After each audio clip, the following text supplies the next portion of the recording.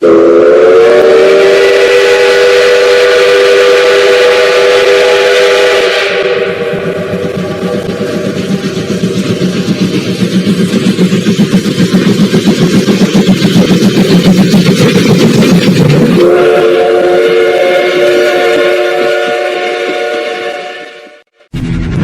game begins in 3, 2, 1.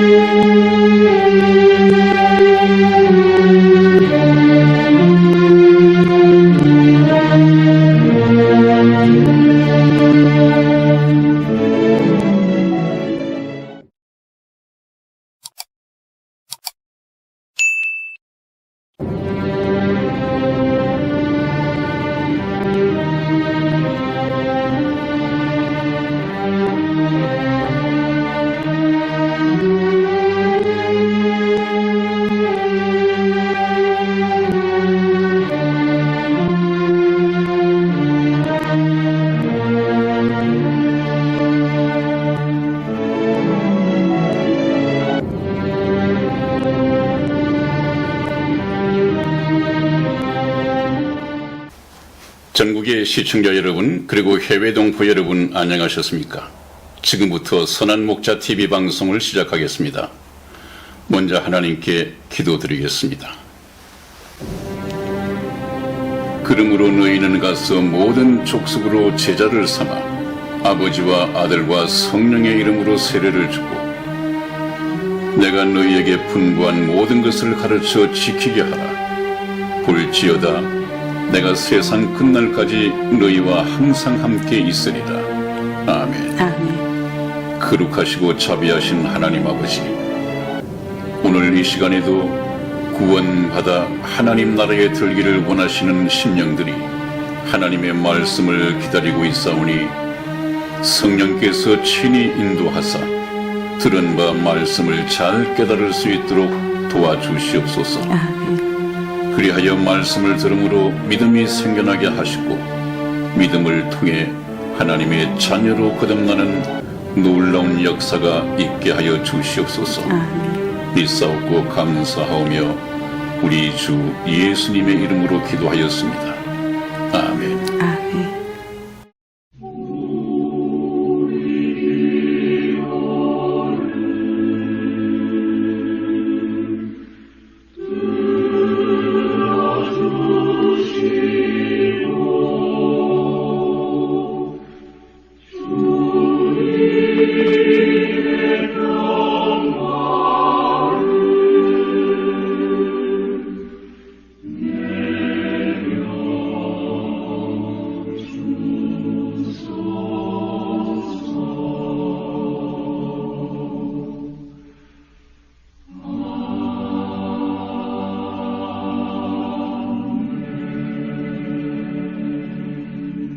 목사님 참 네. 반가운 거는요. 네. 저희 지금 휴가 방송이 이제 오늘로 네. 예, 거의 이제 오늘하고 다음 편에 좀 마무리가 돼야 되나요? 네, 그렇습니다. 네네. 복음 방송으로 넘어가야 하니까요. 네. 네. 근데 조회수가 목사님 네. 많이 올라갔어요. 네. 조회수가 많이 올라갔어요. 네. 우리 콘크리트 지지층들이 네. 150명에서 200명이 다른 전편에서는 이렇게 저희가 50 몇 편까지 오면서 보다 보니까 네. 쭉 제가 조회를 해봤어요. 네. 근데 휴거 이 방송에서는요. 네. 바로 제가 공유를 시키면 네. 조회를 많이 하시더라고요. 몇 시간 만에. 네. 네. 그래서 우리 시청자 여러분께서 우리 방송에 귀를 기울이고 있구나. 네. 이분들이 지금 댓글은 안 다르셔도 네. 방송에 귀를 기울이고 계시구나라는 거에 네. 제가 마음 내심에 네. 참 감사하고요. 네. 목사님과 제가 댓글 2개에 굉장히 감격을 했잖아요. 감동했었죠. 네, 정말 네. 고맙고 관심 있게 봤습니다. 네, 네. 네. 댓글을 올려주신 두 분 정말 감사드립니다. 네, 네, 네. 앞으로 좀 더 댓글 많이 올려주시고 혹시 저희 방송에 부탁하실 게 있으면 제 카톡으로 올려주시면 감사하겠습니다. 네. 댓글을 못 올리시면 제 카톡으로라도요. 그래서 목사님 저희가 더 힘을 내야 될 것 같아요. 힘내야죠. 네, 네. 하나님께서 저희 미력한 이 선한 목자 TV 방송 저와 네. 우리 성의 집사를 통해서 네. 한 150명에서 200명의 목자 이런 양 또 하나님을 가까이 하고 싶다는 이 심령들 네. 불러 모아 주셔서 네, 네. 성경 말씀을 열심히 듣고 계신 거 네. 정말 감사하고요. 네, 네. 하나님이 하시는 일은 바로 그렇습니다. 하나님의 일에는 참여한 사람들이 손해보는 법이 없습니다. 우선 이런 양을 찾으시면 하나님께서 좋고요. 네. 또 이루어졌다가 하나님을 만나서 생명을 얻는 양이 있다면 그 양이 좋고 또 이루어진 양을 하나님께로 인도한 이 목회자가 있다고 한다면 그 목회자도 상급이 있고 네. 그런 면에서 하나님 앞에서는 손해보는 사람이 없습니다. 네. 그래서 네. 저희들도 열심히 할 것이고요. 네. 여러분들도 말씀을 좀 듣고 믿을 수 있는 증거가 주어졌을 때는 이 말씀을 증거하는 사람이 시골의 목사이건 또 세상적으로 유명한 목사이건 그 증거를 보고 믿어야 합니다. 네, 네. 믿을 수 있는 증거는 없지만 그것은 세상적으로 네임 밸류가 있는 목사님이 말씀하시는 것이니까 믿고 그것은 시골 목사니까 믿지 않고 그렇게 외모를 보면 안 됩니다. 전해지는 이 말씀, 메시지와 증거를 보고 믿어야겠죠. 아마 이 방송을 보시는 분들이 저희 목사님 이 음색에 네. 굉장히 매력을 느끼셔가지고 네. 다들 모여들지 않나라는 생각이 들어요. 목사님. 그렇습니까? 네, 네. 그 하나님께서 주신 은사라고 생각을 합니다. 네. 그래서 저희 목사님 목소리를 보지 마시고요. 저희 목사님이 전하는 메시지를 봐주셔야 돼요. 그렇습니까? 지금 그렇게 건강 상태가 안 좋은 상태니까 목소리가 좀 갈라지는 부분이 있습니다. 좀 양해를 하시고 네. 회복될 때까지 좀 참고 들어주시기를 바랍니다. 아니, 그러니까 목사님 음색이 좋으셔서 들으시는 분들도 계실 거라는 거죠. 그러세요? 네, 네. 네, 감사합니다. 어쨌든 그렇게 들으시든 어떻게 들으시든 저희 방송을 봐주신 것만으로도 전 너무나 감사드립니다. 그렇습니다. 네, 네, 그렇습니다. 네.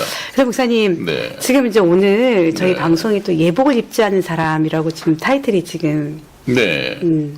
이 주제는 네네. 성경 속에 나오는 이 주제는 네, 저희가 복음 방송을 시작하기 전에 반드시 도입 과정에서 한번 소개돼야 할 네. 주제입니다. 네, 네, 왜냐하면 이 본문에는 예복을 입지 않은 사람이라는 주제의 본문에는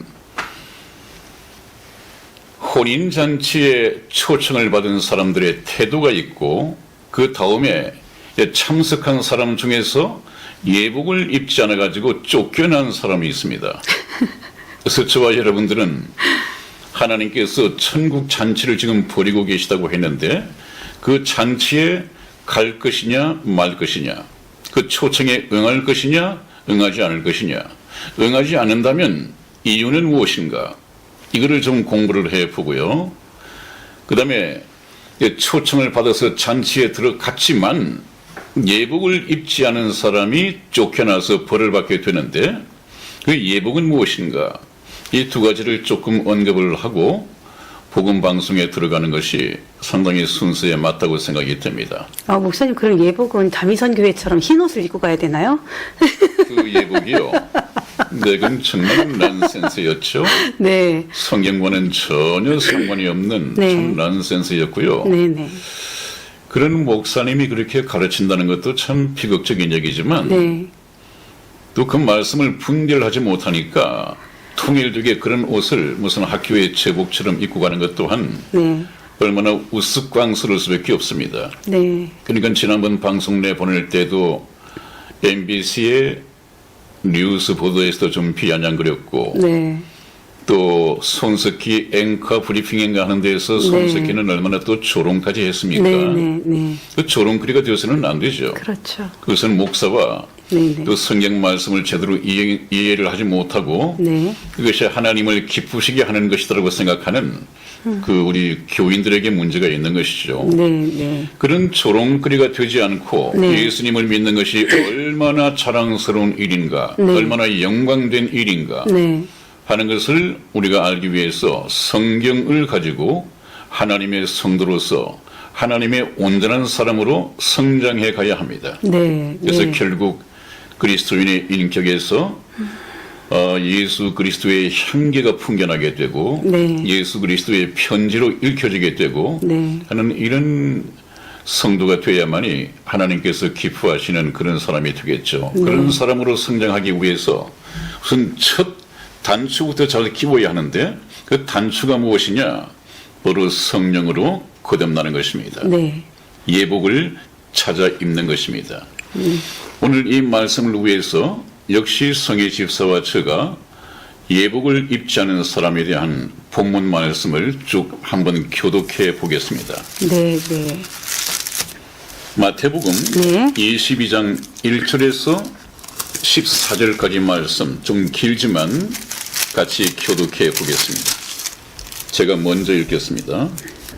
예수께서 다시 비유로 대답하여 가라사대 천국은 마치 자기 아들을 위하여 혼인잔치를 베푼 어떤 임금과 같으니 그 종들을 보내어 그 청한 사람들을 혼인잔치에 오라 하였더니 오기를 싫어하거늘 다시 다른 종들을 보내며 가로되 청한 사람들에게 이르기를 내가 오찬을 준비하되 나의 소와 살찐 짐승을 잡고 모든 것을 갖추었으니 혼인잔치에 오소서 하라 하였더니 저희가 돌아보지도 않고 하나는 자기 밭으로 하나는 자기 상업처로 가고 그 남은 자들은 종들을 잡아 능욕하고 죽이니 임금이 노하여 군대를 보내어 그 살인한 자들을 진멸하고 그 동네를 불살르고 이에 종들에게 이르되 혼인잔치는 예비되었으나 청한 사람들은 합당치 아니하니 사거리 길에 가서 사람을 만나는 대로 혼인잔치에 청하여 오느라 한대 종들이 길에 나가 악한 자나 선한 자나 만나는 대로 모두 데려오니 혼인 자리에 손이 가득한지라. 임금이 손을 보러 들어올세 거기서 예복을 입지 않은 한 사람을 보고 가로되 친구여 어찌하여 예복을 입지 않고 여기 들어왔느냐 하니 저가 유구무원이오늘. 임금이 사관들에게 말하되 그 수족을 결박하여 바깥 어두움에 내어 던지라 거기서 슬피 울며 이를 갈미 있으리라 하니라. 청함을 받은 자는 많되 택함을 입은 자는 적으니라. 아멘. 네, 그러면 읽은 이 본문 말씀에 대해서 잠시 설명과 해석을 해드리겠습니다. 천국은 마치 자기 아들을 위하여 혼인잔치를 베푼 어떤 임금과 같으니 이 말씀은 예수님께서 비유로 말씀하셔서 그렇지 영적으로는 자기 아들 누구일까요? 예수 그리스도. 어린 양 되시는 예수 그리스도를 위하여 네네. 혼인잔치를 베푼 어떤 임금과 같으니 어떤 임금은 누구죠? 아버지 하나. 하나님 아버지. 아들을 위하여 혼인잔치를 베푼다고 했는데 이 혼인잔치는 언제 어디에서 베풀어지나요? 7년 대환란에 우리는 그리스도의 심판대에서 주님께서 재림하시고 구원받은 성도들 성도들을, 예수 네. 그리스도의 신부가 들림받으면 네. 공중에서 공중에서 7년간 혼인잔치가 있다고 휴거에서 배웠습니다. 네네. 바로 그 잔치에 올 수 있도록 종들을 보내어서 예수님께서는 청했습니다. 네. 먼저 청첩장을 보냈습니다. 네. 초대장을 보냈습니다. 그래서 나중에 이제 때가 되매 청한 사람들을 혼인잔치에 오라 하였더니 오기를 반겼다, 기다렸다, 싫어했다? 싫어했다. 반응이 어떻습니까? 싫어하거나. 싫어했다. 네네. 우리를 싫어했다. 그래서 다시 다른 종들을 보내며 가로되 청한 사람들에게 이르기를 내가 누굽니까? 하나님 하나님 아버지께서 오찬을 여러분들이 와서 먹고 마셔야 할 이 잔치 음식을 준비하되 네. 나의 소유인 소와 네. 살찐 짐승을 잡고 야근 잔치에 필요한 모든 것 여러분들이 먹고 마시고 즐길 수 있는 모든 것을 다 네. 갖추었습니다. 네. 참석하는 사람, 초대받은 사람들이 그 잔치의 흥을 위해서 잔치의 주인인 하나님을 기쁘시기 위해서 네. 해야 할 일은 아무것도 없습니다. 그냥 참석해서 네. 먹어주는 것이 주인이신 하나님을 기쁘시게 하는 것이었습니다. 그래 놓고 모든 것을 갖추었으니 혼인 잔치에 오소서 하라 하였더니 저희가 누굽니까? 청함을 받은 저희가 돌아보지도 않고 지난번 큰 잔치 비유에서는 그래도 핑계 같지 않은 핑계 이유 같지 않은 이유를 대었습니다. 그러나 오늘 여기에서는 네. 저희가 돌아보지도 않고 네. 하나는 자기 밭으로 하나는 자기 상업차로 가고 네. 여기 저희는 바로 유대인들입니다. 유대인들. 이방인들보다도 먼저 천국 잔치에 청함을 받은 사람은 유대인들입니다. 네. 하나는 자기 밭으로 하나는 자기 상업차로 가고 그 남은 자들은 종들을 잡아서 능욕하고 죽이니 여기 그 남은 자들은 당시에 앞뒤 문맥을 보면 종교 지도자급이었던 바리새인과 서기관, 대제사장들 네. 이런 종류였습니다. 그들은 종들을 잡아 능욕하고 죽이니 심지어는 하나님의 아들 예수 그리스도까지 잡아 죽여버렸죠.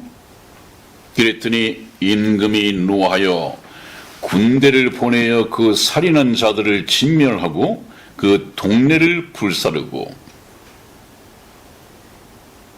여러분 2000년 전에 이스라엘이 왜 망했습니까? 바로 예수 그리스도를 잡아. 영접하지 않고 잡아 죽였습니다. 청함을 받았을 때 자기 밭으로 가고 자기 장사를 위해서 나간 사람들은 네. 그래도 소극적으로 참석하기를 거부했지만 지금 여기 이 종들은 남은 종들은 적극적으로 예수님을 거부하고 심지어 잡아 죽여버렸습니다. 네. 네. 이런 부류가 오늘날 저와 여러분들 주변에도 많이 있습니다. 물론 여기서는 유대인들을 비유로 말씀하신 것이죠. 네. 그랬더니 임금이 노하여 군대를 보내요. 어디로 보냈을까요? 그 마을 그 초청한 마을. 예수 그리스도를 잡아 죽여버린 그 예루살렘 네네. 유대 땅으로 보냈겠죠. 네. 그 군대가 누굽니까? 서기 소산. 70년 다이소스. 로마의 네. 타이투스 장군과 그 군대들을 보내요. 네. 그 살인한 자들이 누구겠습니까? 유대인들. 유대인들. 유대인. 우리가 사도신경에서 빌라도 총독에게 고난을 받았다라고 되어 있는데 심지어 빌라도 총독이 고난을 준 것이 아니라 고난을 주게 압력을 넣은 것은 유대인들이었습니다. 그 압력을 넣도록 배후에 대제사장들과 서기관, 바리새인들이 있었습니다. 지금 이것을 말씀하고 있는 것입니다. 그 살인한 자들을 진멸하고 그때부터 유대인들이 땅을 잃고 예루살렘을 멸망해 버리고 땅은 황무해지고 이방인들에게 밟히기 시작을 했고 모든 생태계 나무에는 열매가 맺히지 않고 모든 것이 황폐해져 버렸습니다. 유대인들은 예루살렘에서 쫓겨나고 가는 곳마다 등 뒤에 칼이 따라다니고 칼은 바로 학살입니다. 얼마나 많은 유대인들이 나라를 잃고 학살당했습니까? 네. 폴란드 아우슈비츠 수용소에서 히틀러에게 학살당한 사람만 600만 명이었습니다. 2000년 동안 나라를 잃고 유리했습니다. 네. 살인한 자들을 진멸하고 그 동네를 불사르고 예루살렘 그 성전, 헤롯이 지어준 성전도 돌 위에 돌 하나도 남기지 않고 다 무너뜨리우리라 한 예수님의 말씀처럼 네. 이런 비극적인 예루살렘의 멸망이 올까봐 예수님께서는 얼마나 애태워하셨습니까? 심지어는 예루살렘을 보시면서 예루살렘아 예루살렘아 암탉이 자기 새끼를 날개 아래 모으려 함과 같이 네. 내가 너희를 내 아래 모으려고 한 적이 그 얼마였더냐. 그러나 너희가 믿지 아니하였도다. 마찬가지로 오늘날에 하나님 나라의 잔치를 거부하는 사람들이 갈 곳은 정해져 있습니다. 지옥 갔다가 불못으로 가는 것이 정해진 코스입니다. 이것은 개념적인 것이 아닙니다. 역사 속에 그대로 일어날 것입니다. 바로 그 그림자적인 이 심판이 서기 70년의 역사 속에 있었다니까요. 네. 불못 심판도 천년왕국이 끝나고 나면 백보자 심판을 통해서 형량을 언도받고 불못에 들어가게 될 것입니다. 이것은 역사입니다. 미래의 역사입니다. 그 다음에 8절을 한번 보겠습니다. 이에 종들에게 이르되 혼인잔치는 예비되었지만은 청한 사람들은 합당치 아니하니 유대인들은 그 먹을 자격이 없단 말이에요. 네. 네. 그래서 이번에는 이왕 준비된 거 먹이긴 먹여야겠는데 네. 누구를 초청해서 먹일 것이냐. 청함 받은 적이 없는, 청첩장을 보낸 적이 없는 네. 사거리 길에 가서, 이 사거리 길은 어딜까요? 이스라엘을 중심으로 한 동서남북의 모든 이방인들. 네네. 이방인은 무엇이 이방인이라고 했습니까? 이스라엘을 제외한 이스라엘, 선민 이스라엘을 제외한 모든 세상 만민들이 네. 바로 이방인들입니다. 네. 이 사거리 길에 가서 사람을 만나는 대로 혼인잔치에 청하여 오너라 한데 종들이 그 분부를 받들고 길에 나가서 악한 자이든 선한 자이든 불문하고 만나는 대로 모두 데려오니 혼인 자리에 손님들이 가득하더라. 까닭했다. 그래서 이것은 지금 이스라엘이 예수님을 믿고 구원받아야 할 터인데 이스라엘은 복의 근원인 예수님을 걷어차버렸습니다. 네. 이런 복 우리에게 필요 없어. 응? 걷어차버리고 십자가에 못 박아 죽여버렸습니다. 네. 그랬더니 어떻습니까? 하나님께서는 죽은 예수 그리스도, 만복의 근원이신 죽은 예수 그리스도를 다시 살리셔서 이제는 이방에게 넘겨줘 버렸습니다. 사거리에 동서남북에 사는 이방인들에게 예수님을 믿도록 넘겨줘 버렸습니다. 예루살렘은 망하고요. 네. 예루살렘은 망하고 그 다음에 이제는 이방인들이 예수 그리스도를 믿고 하늘나라의 복인 구원을 받도록 하나님 나라를 상속할 수 있는 구원받은 하나님의 자녀가 될 수 있도록 은혜를 돌려주셨습니다. 그것이 바로 이방인의 때입니다. 그 이방인의 때가 바로 주님께서 공중 재림하시기 전까지 2000년 동안 주어졌습니다. 이제 이방인의 때가 거의 끝나갈 때가 오고 있습니다. 이방인의 때는 무엇입니까? 이방인이 교회를 통하여 하나님의 은혜로 복음을 믿고 구원받는 이 기간이 바로 구원의 때이며 교회 시대입니다. 그리고 이방인의 때입니다. 이 이방인의 때가 끝나고 나면 어떤 시대가 온다고요? 7년 대환란이 옵니다. 7년 대환란 속에서 이스라엘은 뒤늦게 깨닫겠죠. 참된 메시아가 누구인가를 깨닫고 네. 예수 그리스도를 믿게 됩니다. 그리고 나서는 순교를 통해서 구원받게 되죠. 지금 우리 시대에는 가만 앉아서 평안하게 예수님의 말씀을 듣고 구원을 받지만 잠시 잠깐 후 유대인들은 그렇지 않습니다. 대가를 치러야 되는 거죠, 목사님? 대가를 치러야 됩니다. 네. 뒤늦게 순교를 통해서 구원을 받게 됩니다. 그러므로 저와 여러분들은 지금 얼마나 감사한 이 은혜의 시대를 살고 있습니까? 네, 네. 그리고 또 한번 봅니다. 이제 혼인잔치에 손님들이 가득했는데 네네. 11절 말씀을 보니까 임금이 주최 측이신 임금이 손을 보러 들어올세 거기서 예복을 입지 않은 한 사람을 보고 가로되 친구여 어찌하여 예복을 입지 않고 여기 들어왔느냐 하니 저가 유구무원이거늘. 여기 예복이라는 게 참 중요합니다. 네. 이 말씀 잘 들으십시오. 이 예복의 의미를 이해하기 위해서는 그 당시 좀 중동의 잔치 풍습을 좀 이해를 할 필요가 있습니다. 이 당시 중동 지역의 잔치 풍습은 초청돼 온 사람들에게 하인들이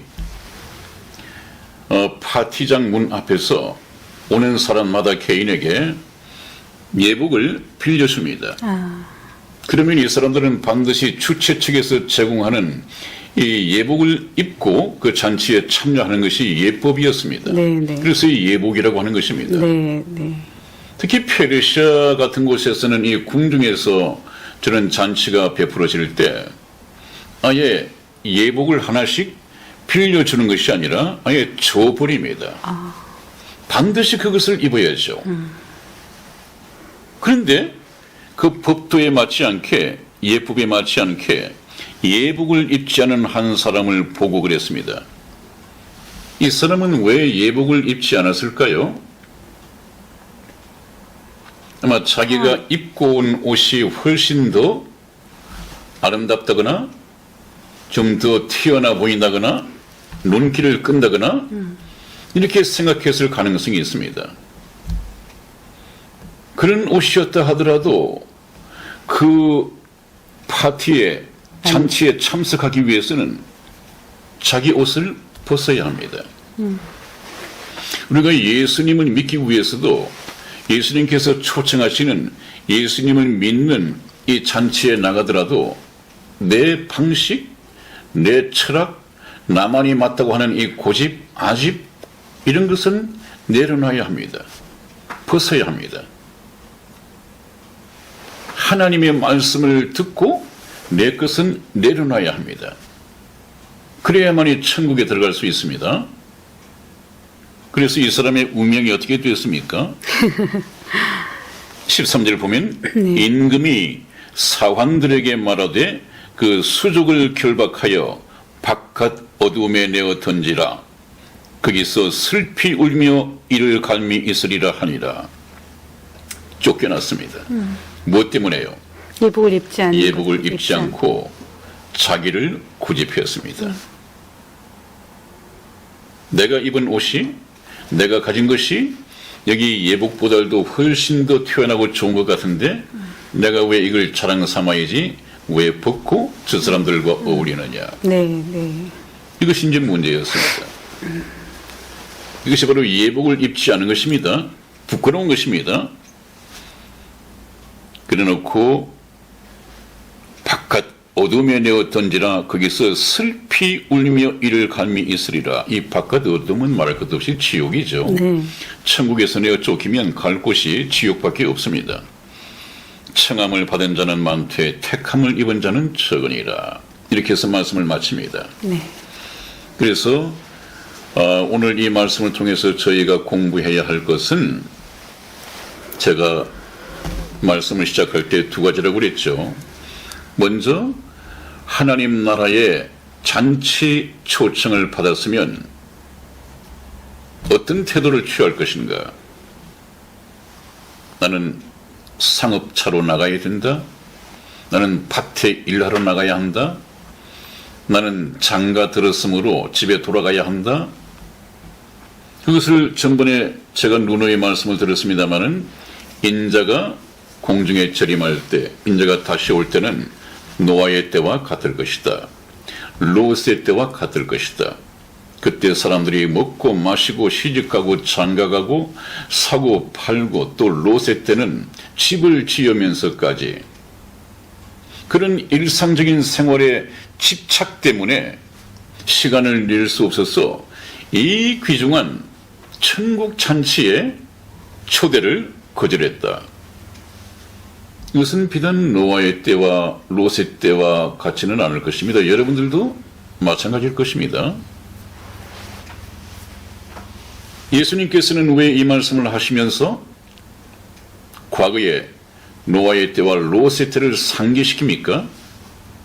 이것은 지나간 역사에서 배우라고 하는 것입니다. 오늘날 우리나라에도 아직까지 빨갱이가 어떻다, 북한 사람들이 어떻다, 이것을 잘 모르는 세대들이 이번에 문재인과 좌파 세력에 그냥 넘어가 버렸지 않았습니까? 네. 그러나 6.25를 경험했거나 6.25 직후에 반공 교육을 받으면서 살아온 세대들은 절대 문재인을 찍지 않았을 것입니다. 지금 얼마나 후회를 해야 합니까? 이 정말 나라가 풍전등화? 참 어려운 지경에 빠져 있습니다. 그래서 미국과 트럼프 대통령과 우리 우방들이 그래도 많은 관심을 지켜주고 있기 때문에 한가닥 희망을 가지고 있는데 우리는 이미 이 나라를 지키는 일에 실패했습니다. 왜? 역사에서 배우지를 못했습니다. 네. 반드시 역사를 통해서 배우도록 하나님께서는 지나간 역사를 다시 상기시켜주고 있습니다. 자, 그러면 아까 우리 성희 집사님이 질문한 것처럼 저 예복은 무엇이냐? 예복. 예복이란 말이 어디서 나왔죠? 창세기에서 나오지 않았을까요? 창세기를 보시기 전에 네네. 우선 네. 요한계시록 16장 요한계시록 16장 15절 말씀을 찾아서 네. 한번 읽어봐 주시기 바랍니다. 보라, 내가 도적같이 오리니 누구든지 깨어 자기 옷을 지켜 벌거벗고 다니지 아니하며 자기의 부끄러움을 보이지 아니하는 자가 복이 있도다. 아멘. 아멘. 그렇습니다. 한참 앞뒤로 하나님께서는 아마게돈 전쟁에서 얘기를 쭉 하시다가 느닷없이 중간에 보라 내가 도적같이 오리니 누구든지 깨어 자기 옷을 지켜 벌거벗고 다니지 아니하며 자기의 부끄러움을 보이지 아니하는 자가 복이 있도다. 저는 전번에 좀 우스갯소리로 이 말씀을 드릴 때 잠옷이라도 챙겨 입으시고 주무십시오라는 썰렁한 농담을 던진 적이 있는데요. 벌거벗고 다니지 아니하며 자기의 부끄러움을 보이지 아니하는 자가 복이 있다. 언제? 주님께서 재림하실 때. 공중 재림하실 때, 네.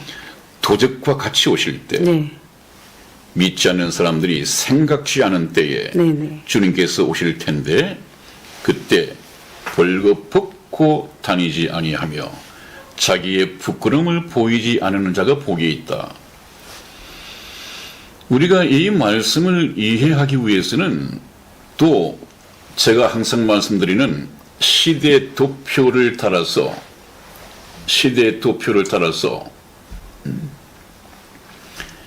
에덴 동산으로 가봐야 됩니다. 그래서 이 도표가 필요한 겁니다. 네.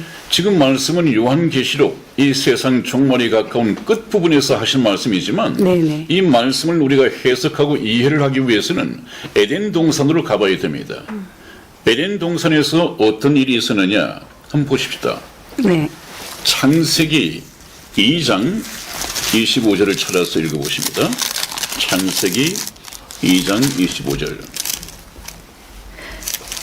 아담과 그 아내 두 사람이 벌거벗었으나 부끄러워 아니하리라. 그렇습니다. 거기 벌거벗었단 말이 나오죠. 네, 아담과 그 아내 두 사람이 벌거벗었으나 부끄러워하지 아니하였다. 근데 아까 요한계시록에서는 벌거벗고 다니지 아니하며 자기의 부끄러움을 보이지 아니하는 자가 복이 있다. 그렇게 했습니다. 네, 그러면 우리가 이 도표를 따라서 에덴 동산에 와서 성경 말씀을 찾아보면 네, 두 사람이 벌거벗었으나 부끄러워하지 아니했다. 그런데 또 달라집니다. 창세기 3장 9절로서 10절까지 말씀을 읽어봐 주십니다. 여호와 하나님이 아담을 부르시며 그에게 이르시되 내가 어디 있느냐 가로되 내가 동산에서 하나님의 소리를 듣고 내가 벗었으므로 두려워하여 숨었나이다. 그렇습니다. 거기도 벗었단 말이 나오고 부끄럽단 말이 나오죠. 네네. 여호와 하나님이 아담을 부르시며 그에게 이르시되 아담아 내가 어디 있느냐 그렇게 물으셨습니다. 네. 그랬더니 아담이 내가 동산에서 하나님의 소리를 듣고 내가 벗었으므로 부끄러워 숨었나이다. 이때는 이미 선악과를 따먹고 난 후입니다. 하나님 앞에 죄를 범하고 난 후에 이렇게 네네. 상황이 달라졌습니다. 네. 그 전에는 벌거벗었지만은 부끄러워 아니했는데 먹지 말라는 선악과를 먹고 난 후에는 달라졌습니다. 벌거벗은 것을 알게 됐고 부끄러운 걸 알게 되었습니다. 이 변화가 왔습니다. 네. 그러면 지금 이 두 사람이 아담과 하와가 옷을 입고 있을까요? 벗고 있을까요? 옷을 입고 있죠. 옷을 입고 있습니까? 네네. 그런데 벌거벗었다고 부끄럽다고 하나님 앞에 고백할 수밖에 없었습니까? 네네. 과연 입고 있을까요? 네. 그것도 성경에서 한번 확인을 해봅니다. 네네. 무화과 잎을 입고 있죠. 창세기 네. 3장 7절을 찾아서 한번 읽어봐 주십니다. 이에 그들의 눈이 밝아 자기들의 몸이 벗은 줄을 알고 무화과 나무 잎을 엮어 치마를 하였더라. 아멘. 아멘. 그렇습니다. 네. 이에 그들의 눈이 밝아 자기들의 몸이 벗은 줄을 알고 아하 이거 몸에 이상 변화가 왔구나. 큰일 났구나. 네네. 하나님께서 오시면 어떡하지? 옳지. 하나님이 보시더라도 감쪽같이 죄의 수치를 가려야지. 그래서 부끄러움이 없도록 해야지. 주위에서 쉽게 구할 수 있는 무화과 나무 잎이 있었습니다. 네. 이 무화과 나무 잎으로 둘이서 치마를 내서 옷을 입었습니다. 입고 있었습니다. 네. 그런데 하나님께서 나타나실 때 아담아 내가 어디 있느냐 이렇게 물으시니까 우리가 벗었으므로 두려워하여 숨었나이다. 이렇게 고백할 수밖에 없었단 말이죠. 무화과로 만든 이 치마는 하나님 앞에 자신들의 죄의 수치, 이 범죄의 결과를 숨길 수 있는, 감출 수 있는 구원의 옷이 될 수 없었습니다. 정작 하나님이 나타나 보니까 알았습니다. 하나님이 나타나시기 전까지만 해도 자기 생각에는 이 무화과 잎으로 치마를 입고 있으면 죄의 수치가 가리워지고 감쪽같이 아무 일 없었던 것처럼 넘어갈 수 있을 것이야 이렇게 생각을 했을 텐데 정작 하나님이 나타나니까 이것이 옷이 아니요. 되지 않는 걸 알았습니다. 그러니까 그렇게 고백할 수밖에 없었습니다. 이것이 무엇을 말하는지 여러분 아십니까? 아담과 하와가 자기 죄를 가리기 위해서 바로 옆에서 구한 이 원단은 무화과 잎이었습니다. 이 원단 가지고는 죄의 수치를 가릴 수가 없습니다. 왜 그렇습니까? 하나님의 죄인을 구원하는 대책에는 네. 피 흘림이 없은즉 죄 사함이 없느니라 이렇게 말씀을 하십니다. 네네. 피 흘림이 없이는 인간의 죄가 한 방울도 사해지지 않습니다. 네. 이 지구상에 있는 모든 세제, 아주 효능이 탁월하다고 하는 그 어떤 세제, 비누, 양쟁물을 갖다 써도 너희 죄가 그저 있느니라 하나님께서 하신 말씀입니다. 그런데 무화과 잎으로 치마를 했다고 죄의 수치를 가릴 수 있다고요? 그럴 수 있다고 생각했었습니다. 그러면 이 무화과 나무 잎으로 만든 치마는 누가 디자인했을까요? 그러니까 인간, 예, 아담과 하와의 생각, 지혜로, 네. 세상 지혜로 네네. 대책을 세우고 디자인했습니다. 인간의 생각과 지혜로 하나님을 속일 수 있다고 생각했습니다. 그것은 교만인 동시에 어리석음이죠. 네.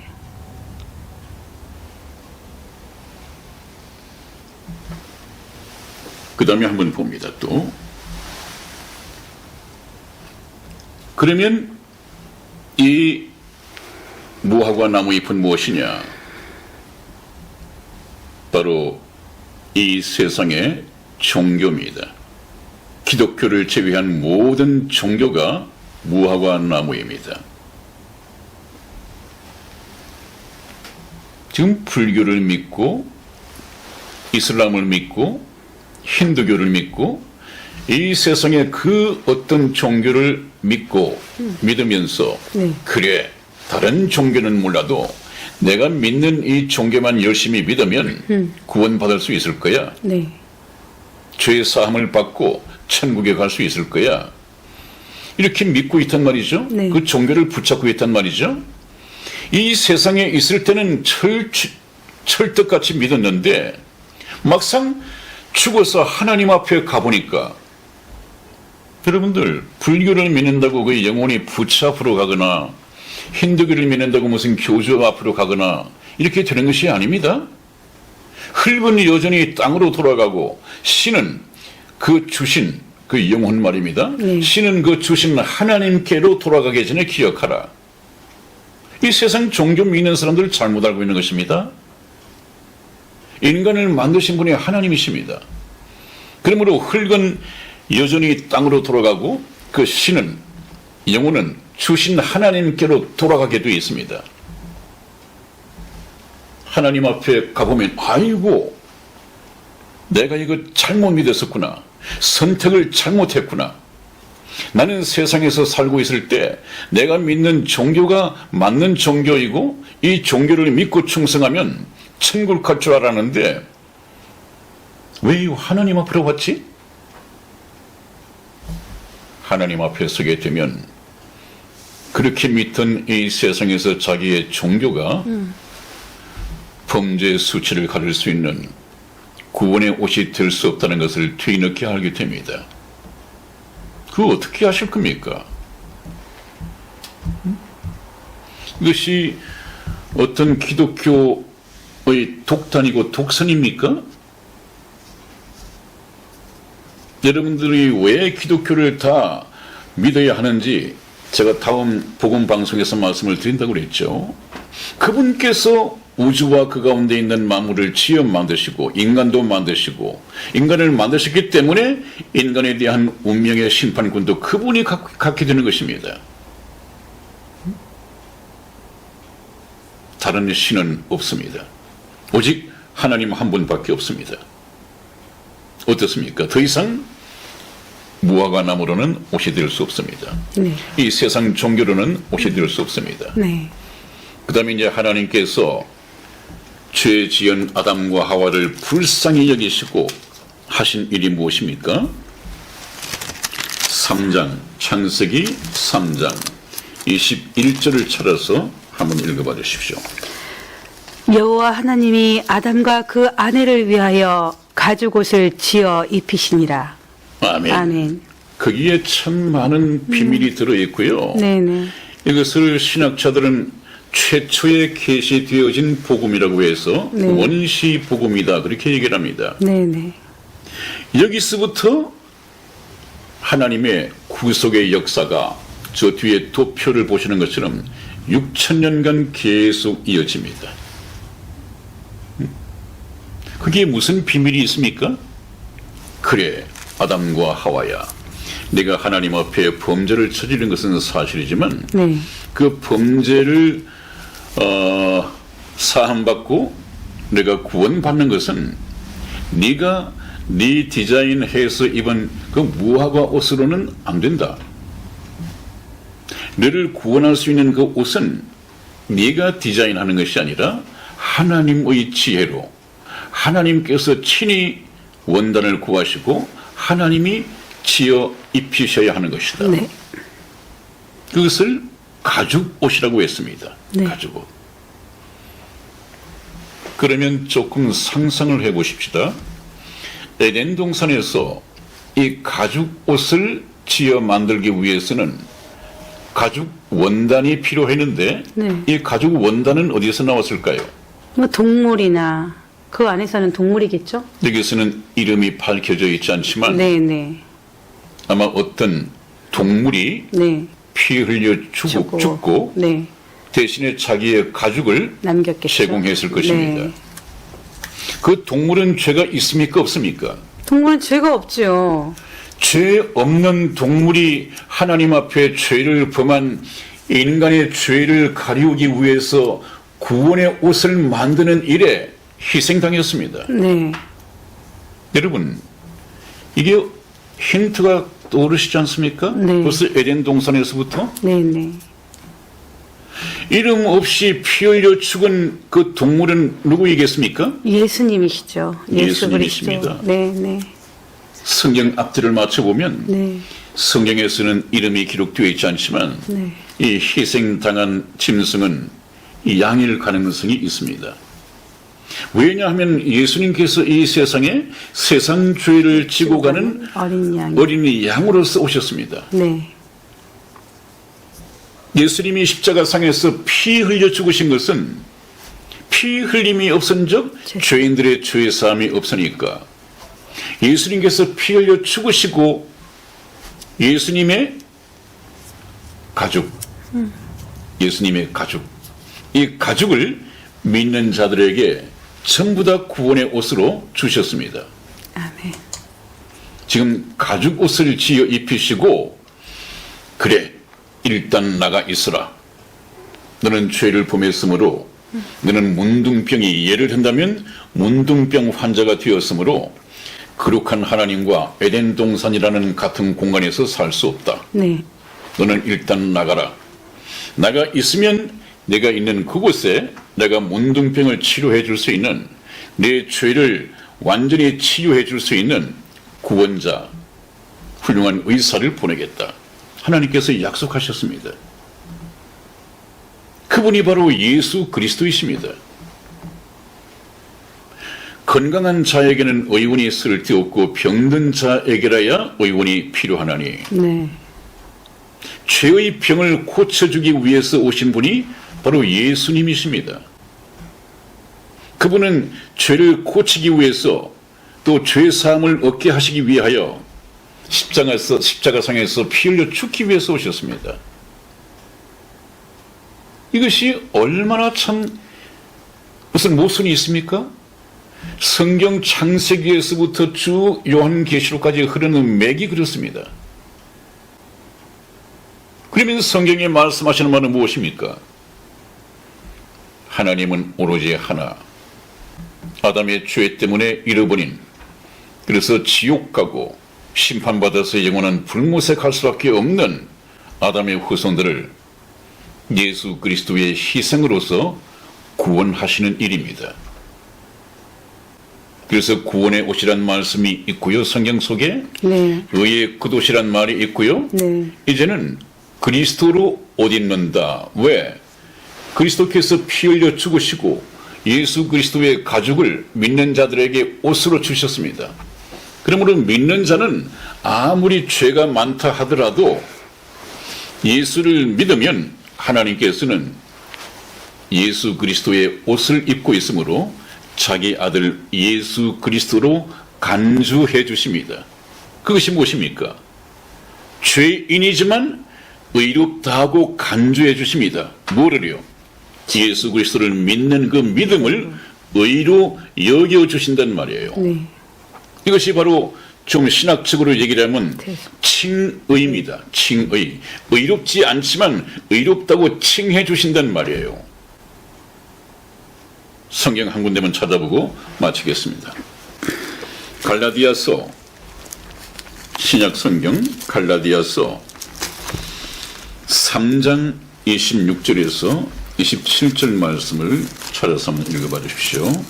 너희가 다 믿음으로 말미암아 그리스도 예수 안에서 하나님의 아들이 되었으니 누구든지 그리스도와 합하여 세례를 받은 자는 그리스도로 옷 입었느니라. 아멘. 아멘. 그래서 오늘날에는 신약에 와서는 그리스도로 옷 입었다고 말씀하십니다. 그것이 바로 구원의 옷이고 가죽 옷입니다.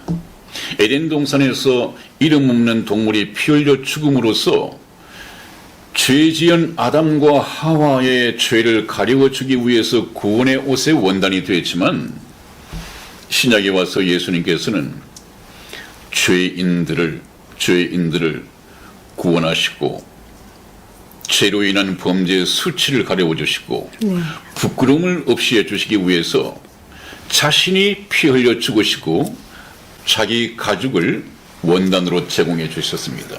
그것을 성경에서는 조금 비유로 말씀하셔서 그리스도로 옷 입었느니라고 했습니다. 네. 26절 7절 다시 한번 읽어보겠습니다. 너희가 다 믿음으로 말미암아 그리스도 예수 안에서 하나님의 아들이 되었으니 하나님의 아들이 된 것은 오직 믿음입니다. 믿음. 그러므로 누구든지 그리스도와 합하여 세례를 받은 자는 이 세례는 어떤 세례일까요? 성령. 물 세례일까요? 성령의 세례일까요? 네, 성령의 세례. 성령의 세례입니다. 그죠? 성령. 우리가 예수님으로부터 성령의 세례를 입을 때 예수 그리스도와 한 몸이 됩니다. 네.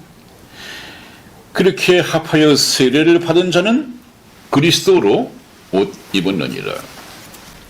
그러므로 예수님을 믿고 성령으로 거듭난 사람은 네. 하나님이 보실 때 지금 현재 죄인이지만 회개한 죄인이지만 그 믿음을 보시고 네. 예수 그리스도와 똑같이 흠도 점도 없는 자기 아들로 봐주신단 말이에요. 이것이 바로 구원이고 하나님의 은혜입니다. 아멘. 그래서 여러분 오늘 이 말씀을 조금 이해를 하셔야만이 다음부터 제가 말씀을 드릴 이 복음을 이해하는데 상당히 도움이 될 것입니다. 이 복음이라고 하는 것은 복된 말씀, good news 이렇게 말씀을 드렸는데 누구에게 복된 말씀이냐? 자기 죄 때문에 오늘이라도 죽으면 지옥 갈 수밖에 없는 이 세상 모든 죄인들에게 복된 소리단 말이죠. 왜? 아무리 큰 죄를 범하고 살아왔어도 네. 천국 갈 수 있는 길이 예수 그리스도의 십자가의 희생 때문에 열려 있다. 예수 그리스도를 믿기만 하면 아무리 많은 죄를 지었나도 천국에 갈 수 있는 길이 열렸다. 이것이 바로 복된 소리입니다. 지옥 갈 수밖에 없는 죄인들에게 말입니다. 이 말씀을 들어야 합니다. 시청자 여러분, 저는 지금 이 성경 말씀이 네. 가죽 옷이 뭐며 이런 걸 잘 몰랐었어요. 네. 저 역시도. 근데 성경 공부를 하면서 창세기에 가보니까 그 동화 속에 있었던 노아의 방주뿐만 아니라 네. 아담과 하와 이 내용들이 다 있더라고요. 네. 그래서 그렇게 천주교를 다녔음에도 불구하고 그냥 그건 이야기식이다라고 생각을 했었는데 오늘 목사님께서 가죽옷에 대해서 너무나 네. 잘 말씀을 해주셨기 때문에 네. 우리 시청자 여러분께서 모르셨던 분들도 사실 있으셨을 거라고 저는 생각을 합니다.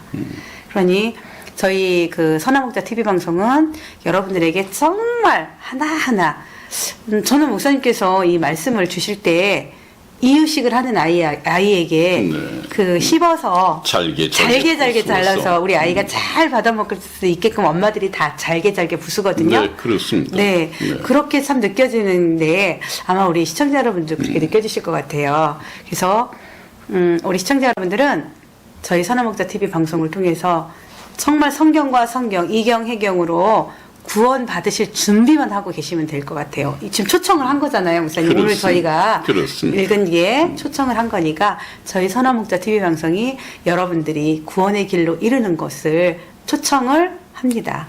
이 초청에 많이 응해 주시기를 바랍니다. 자, 목사님 장시간 동안 너무나 많이 네. 해주셨고요. 네. 네, 다음 시간에 또 우리 시청자 여러분 또 건강한 모습으로 찾아뵙겠습니다. 네, 여러분 다음에 뵐 때까지 건강하십시오. 네, 감사합니다.